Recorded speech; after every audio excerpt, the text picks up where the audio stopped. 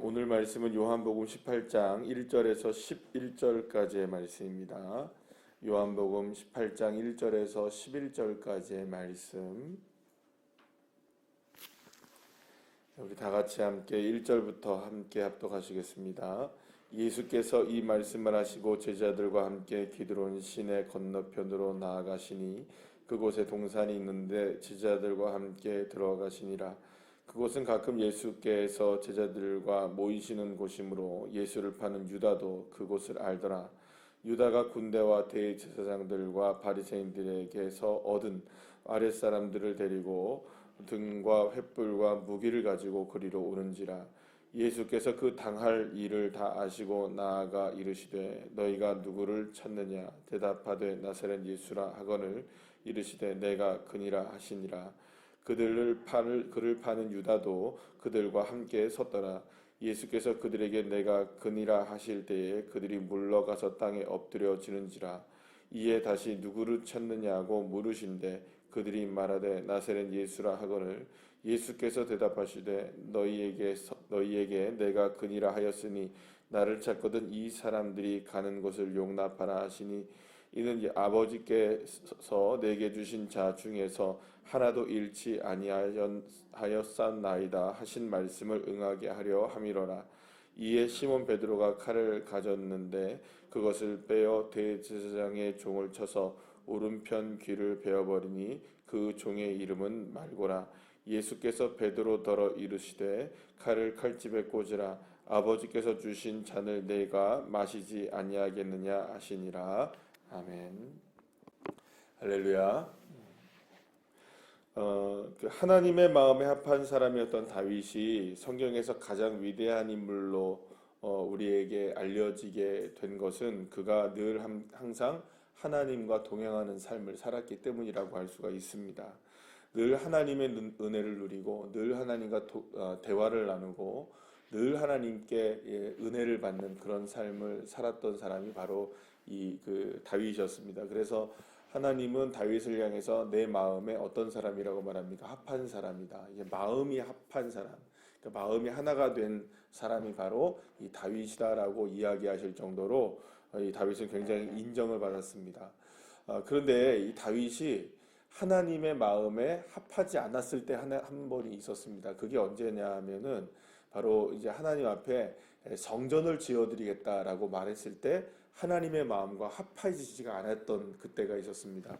다윗은 이 다윗의 뜰 안에 그 하나님의 장막이 이렇게 계속 방치되어 있는 것을 보면서 마음이 굉장히 아팠습니다. 그러니까 자기는 이렇게 화려한 궁전에 살면서 하나님은 저런 그 텐트와 같은 집에 계셔야 되니까 너무나 마음이 아픈 나머지 하나님 제가 하나님을 위하여서 집을 좀 지어드리겠습니다. 성전을 지어드리겠습니다라고 하나님께 이렇게 고백을 합니다. 그런데 하나님이 그것을 허락하시나요? 허락하지 않으시나요? 허락하지 않으십니다. 여러분 마음에 합한 다윗이 마음이 하나가 되지 않았던 것이죠. 그 이유는 무엇이었냐면 제일 중요한 이유를 하나님께서 되시는 것 중에 하나는 뭐냐면 네가 손에 피를 너무 많이 묻혔기 때문이다. 그렇기 때문에 너는 이 성전을 지을 수가 없다. 너에게서 성전을 짓지 못하고 너희 후대에 너희 아들을 통하여서 이 성전을 건축하게 될 것이다 라는 이런 말씀을 하시게 됩니다. 여러분 그렇다면 왜 그러면 그 손에 피를 많이 흘렸기 때문에 하나님께서는 이 다윗에게 성전을 허락하지 않으셨던 것일까요? 그것은 사실은 실제로 이 다윗이 많은 전쟁을 터에 나가서 전쟁을 치르게 되었습니다. 그래서 수많은 사람들, 특히 이제 블레셋이나 그 고대 근동지방의 많은 나라들과 싸우면서 실제로 전쟁터에 나가서 싸움을 했었죠. 그래서 이제 결국에는 이 다윗이 손에 피를 많이 묻히게 된 그런 삶을 살게 되었던 것은 맞습니다. 자, 그런데 물론 여러분 한번 생각해 보세요. 다윗이 전쟁에 나가서 싸울 때마다 그게 누구의 뜻 가운데 있었던 것일까요? 하나님의 뜻 가운데 다 전쟁을 한 거거든요. 특히 이제 전쟁을 나갈 때마다 다윗은 늘 그렇게 하나님께 묻었습니다. 하나님, 내가 지금 치러 올라갈까요? 그러면 멈춰라 하면 멈추는 거고, 가라 그러면 가는 거고요. 늘 하나님 앞에 이렇게 그냥 하나님의 명령에 따라서 전쟁을 했을 뿐이었단 말이에요. 그러면 이 전쟁도 누구의 뜻 가운데 한 겁니까? 하나님의 뜻 가운데 한 건데 이제 와서는 피가 많이 묻혀서 성전을 지을 수 없다고 한다면 여러분 누가 들을 땐 좀 서운할 수 있겠습니까? 아, 이게 하나님의 뜻대로 다 한 건데 왜 이러시지? 라고 생각할 수 있는 게 이제 다윗이잖아요. 자, 그런데 그렇다면 왜 하나님이 그 성전을 지으려고 하는데 너의 손에 피를 많이 묻혔기 때문에 성전을 지을 수 없다라고 말씀하셨느냐? 여러분 그것은 어떤 의미냐면 이 다윗에게 그 말씀하신 그 성전에 피를 흘렸기 때문에 성전을 지을 수 없다고 말씀하신 그것은 하나님의 성품을 그대로 드러내는 것이라고 말할 수가 있습니다. 왜냐하면 하나님의 집을 짓는 데 있어서 가장 중요한 것은 그 하나님의 성품이 드러나야 된다는 거죠. 자, 그런데 그 하나님의 집에 드러날 성품을 짓는 솔로몬의 손에 피가 많이 묻혀 있으면 안 된다는 겁니다. 그러면 여러분 하나님의 성품 중에 가장 놀라운 성품은 무엇이라고 우리가 표현할 수 있을까요? 그것은 사랑이시죠. 그러니까 사랑이신 하나님의 집이 피를 묻힌 손을 통하여서 지을 수는 없다라는 것을 주님께서 말씀해 주신 것이라고 말할 수가 있습니다. 하나님이 그렇다면 여러분 한번 생각해 보시기 바랍니다. 그러면 하나님이 전쟁을 하지 마셔야죠. 어떻게 전쟁을 일으키면서 하나님의 성품을 사랑이라고 말할 수 있습니까? 라고 우리가 이야기할 수 있을지 모르지만 사실은 이방인들과의 하나님이 다윗에게나 혹은 이스라엘 백성들에게 전쟁을 허락하신 이유도 사실은 사랑 때문이었다라고 볼 수가 있습니다. 이건 무슨 말이냐? 어떻게 사람을 죽이고 전쟁을 일으키는 게 하나님의 성품인 사랑 때문이라고 말할 수가 있느냐? 여러분 한번 생각해 보시죠. 하나님의 성품이 사랑이라는 것은 물론 우리가 전쟁을 통해서 본다면은 뭐 잔인한 모습들이 보여줄 수 있을 겁니다. 자, 그런데 왜 이렇게 잔인한 모습을 하나님은 사랑 때문에 하신 것이냐고 말할 수가 있느냐 하면은 이런 의미가 있는 겁니다. 여러분 인간이 죄를 지음으로 인하여서 멸망할 수밖에 없었죠. 네, 멸망할 수밖에 없었습니다. 그러니까 사실은 아담과 하와가 그 죄를 지었던 그 순간에 죽어야 되는 게 맞습니다. 맞나요? 틀린가요? 맞아요. 인간에게 있어서 그 죄를 지은 것을 통해서 그 자리에서 그냥 사실은 어떻게 보면 아무도 모르잖아요. 우리는. 그러니까 사실은 하나님이 그 자리에서 그냥 실패했네. 그리고 그냥 아담과 하와를 죽이고 다시 그 순간에 뭘 만드실 수 있습니까? 아니 창조주이시니까 흙을 만들어서 또 거기다 생기를 불어넣어서 아담과 하와를 만들어 놓고 거기다가 이제 뱀만 안 만들면 되잖아요. 그죠? 뱀만 딱 멸절을 시키면 그냥 끝나버리잖아요. 그런데 하나님은 그렇게 하지 않으셨어요. 인간이 지은 죄에 대해서 인간이 책임을 져야 되는데 그러면 죽음을 당해야 되는데 하나님은 그 죽음 속에서 무엇을 하시는 겁니까? 구원을 하시기 위해서 인간에게 뭘 주신 겁니까? 기회를 주고 계시는 거거든요. 끝까지. 그러면 이미 한번 생각해 보시죠. 그 이방인들과의 전쟁을 통해서 사실은 하나님이 무차별하게 그들을 사륙하는 장면들도 나오기도 합니다. 수많은 사람들을 한꺼번에 죽이시기도 하시죠. 그렇다면 여러분 한번 보시기 바랍니다. 그걸 생각하면 우리는 생각할 때 하나님이 굉장히 잔인하다고 생각하실 수 있을지 모르지만 사실은 인간은 그렇게 멸망을 당해야 되는 존재인 것이죠. 그러나 하나님은 그 전쟁을 통하여서 하나님의 성품을 드러내시는 겁니다. 뭐냐면 그들을 징계하실 때마다 그 징계의 이유가 있습니다. 누구를 떠났다는 겁니까? 하나님을 떠나고 하나님께 죄악을 저지르고 하나님께서 선택하신 방법들에 대항을 하는 세력들에 대해서 하나님은 징계를 내리시는 방법이 전쟁이었거든요. 자, 그러니까 하나님이 이 전쟁을 통하여서도 계속 무엇을 드러내고 계셨던 겁니까? 하나님의 성품과 끝까지 인내하시는 사랑을 역설적으로 드러내고 있었다고 우리가 볼 수가 있는 것이죠. 그렇기 때문에 사실 어떻게 보면은 하나님의 집이시고 하나님의 성전이시고 하나님의 나라를 살아가야 하는 하나님의 나라를 살아가야 하는 모든 백성들이 지켜져야 하는 모든 것들 가운데 철저하게 하나님은 하나님의 진리를 사수하시기 위해서 싸우셨던 것이라고 볼 수가 있습니다. 자, 그러면 그 진리이신 그 사랑의 그 존재를 끝까지 지켜내시기 위해서 하나님이 결국에는 이 다윗에게 무엇을 허락하지 않으셨던 것일까요? 이 성전 짓는 것을 허락하지 않으셨던 겁니다. 왜냐하면 그가 무엇을 많이 흘렸기 때문에, 피를 많이 흘렸기 때문에. 아무리 하나님이 사랑이라는 전제하에 전쟁을 일으키셨다 할지라도 그 손에 무엇이 많은 겁니까? 피가 많다는 것은 결국엔 하나님의 사랑을 나타내는 데 있어서 가장 모습이 가장 좋지 못한 모습이 드러나게 됐다는 것을 볼 수가 있기 때문입니다. 자, 그러면 오늘 왜 이 이야기를 여러분들한테 드리냐? 오늘 본문 말씀을 읽은 거는 어떤 내용인지 여러분들 아시죠? 겟세마네 동산에서 기도하시다가 누구에게 잡혀가는 겁니까? 유대 군사들에게 예수님이 잡혀가시는 장면입니다. 자, 그런데 여기서 우리가 한 가지 볼 수 있는 건 뭐냐면 다윗이 하나님 앞에 기도하면서 하나님, 나는 무엇을 지어드리기를 원합니다. 성전을 지어드리기를 원합니다 했을 때 하나님이 안 된다 말씀하셨어요. 그때 다윗이 끝까지 우깁니까? 포기합니까? 포기를 해버린다. 자기는 안 된다는 것을 알고 주님의 뜻에 뭘 합니까?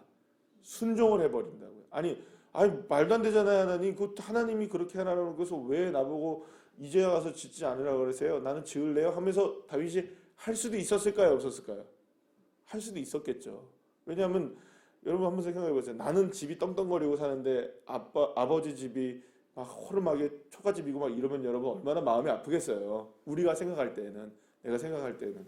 그런데 그렇게 이야기했던 다윗이 하나님이 그렇게 말씀하시자 그것이 바로 하나님의 성품이 무엇이라는 걸 알고 하나님의 뜻이 무엇인 걸 알고 그대로 내 뜻을 어떻게 합니까? 접고 순종해 버립니다. 자, 그런데 오늘 여기서 베드로라는 인물이 나와요. 예수님이 잡혀가실 때 내가 그다라고 2번이나 말씀하시죠. 그래서 나를 잡아가라 라고 얘기합니다.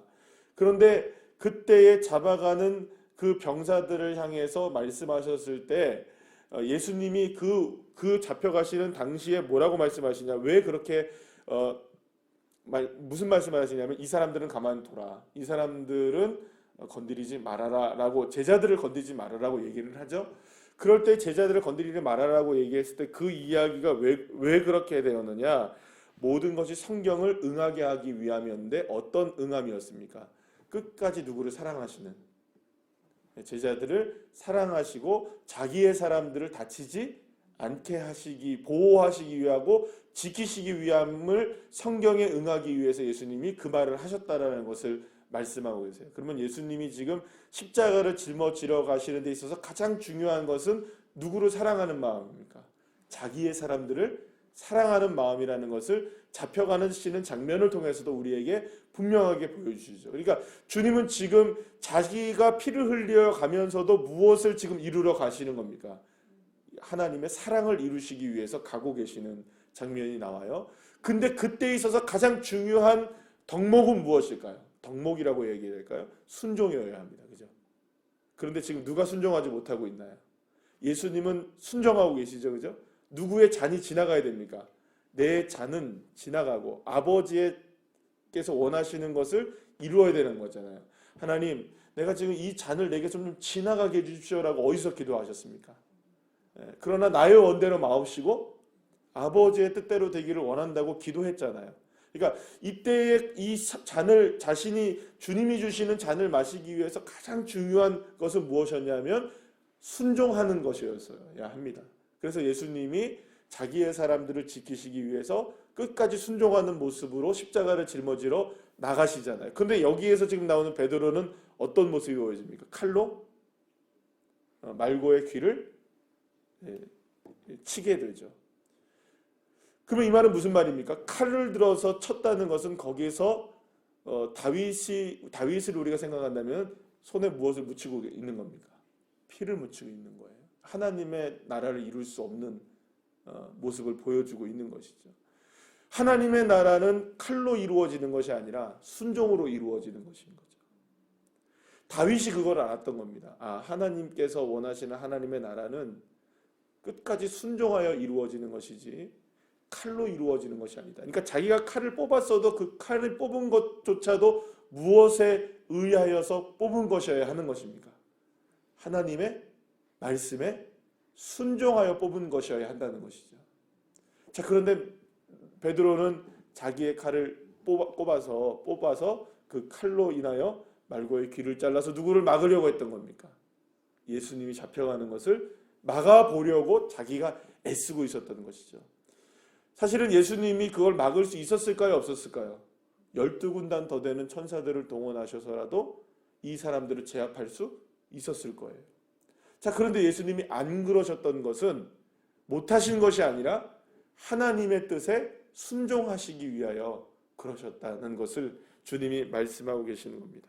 사랑하는 여러분, 하나님께서 하나님 나라를 이루어 가시는 방식은 때로는 우리에게 요구하실 때 우리가 생각하는 모든 차원들을 넘어서 우리에게 요구하실 때가 있으시다는 거죠. 때로는 전쟁을 할 때도 있습니다. 때로는 아픔을 경험해야 할 때도 있습니다. 때로는 평화로울 때도 있습니다. 때로는 우리가 다툴 때도 있고 때로는 화평할 때도 있습니다.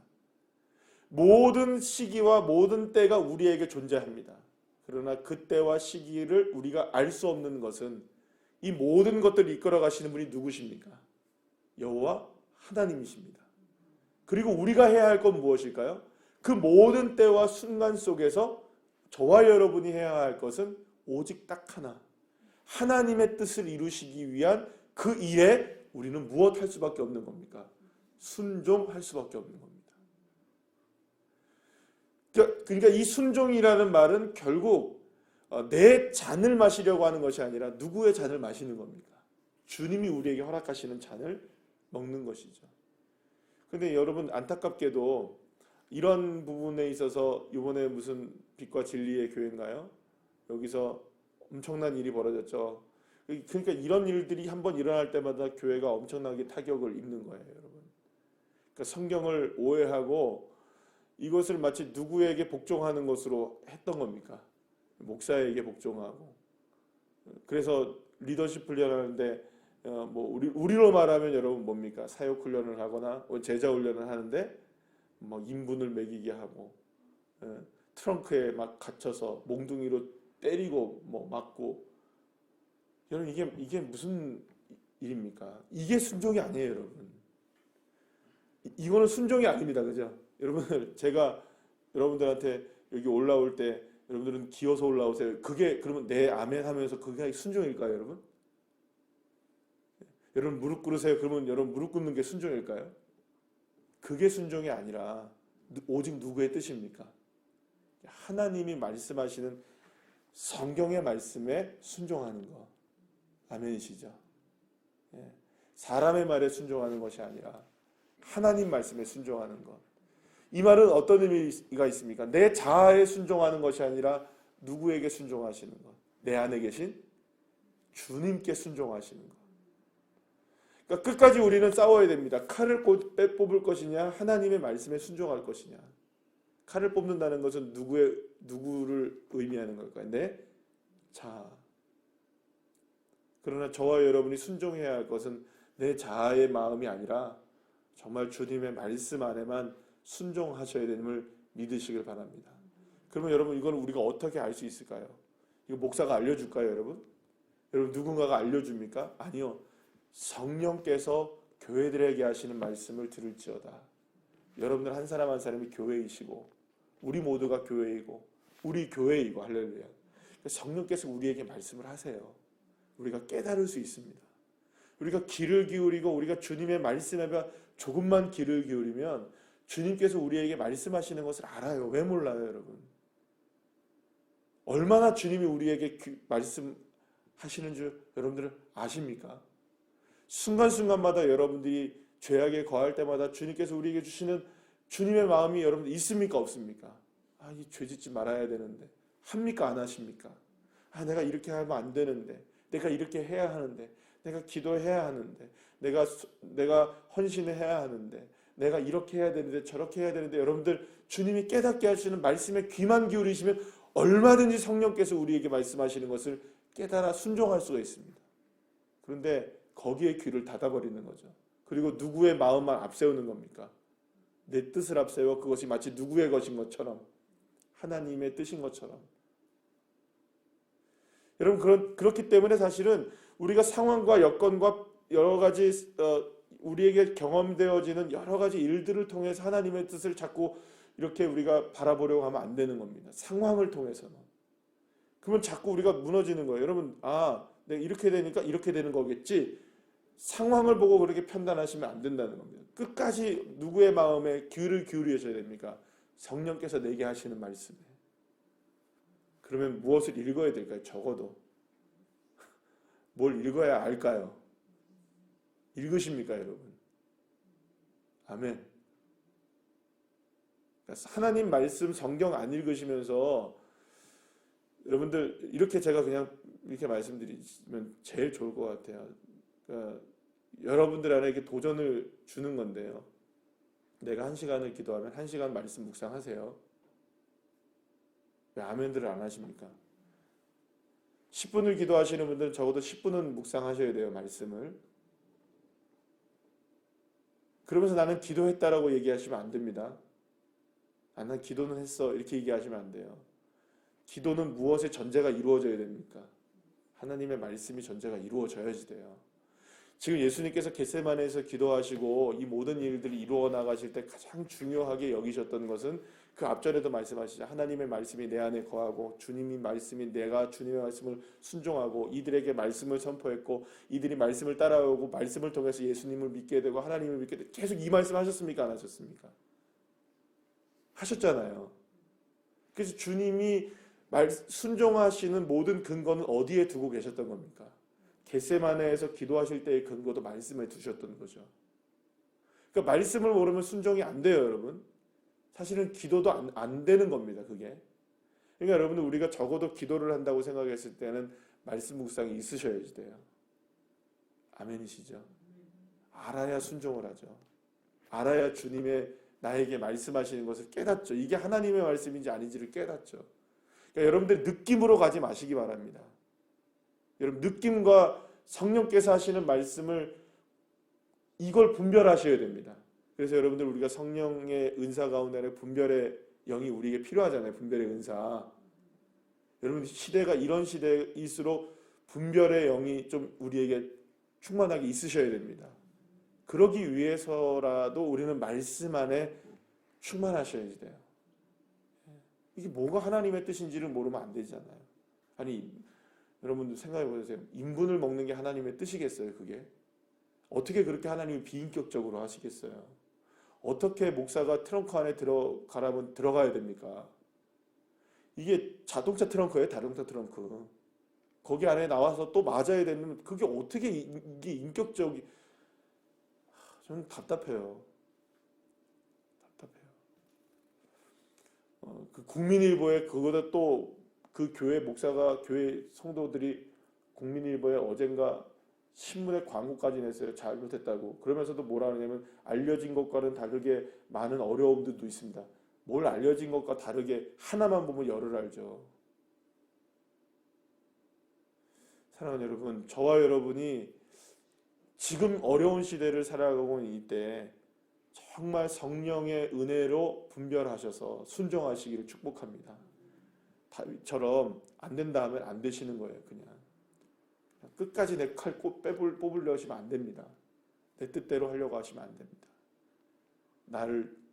나는 십자가에서 죽고 주님이 내 안에 사시는 믿음의 삶, 그 삶을 우리 오늘도 하루를 살아내는 귀한 자녀들 한 사람 한 사람 되시기를 간절히 축원합니다. 기도하시겠습니다.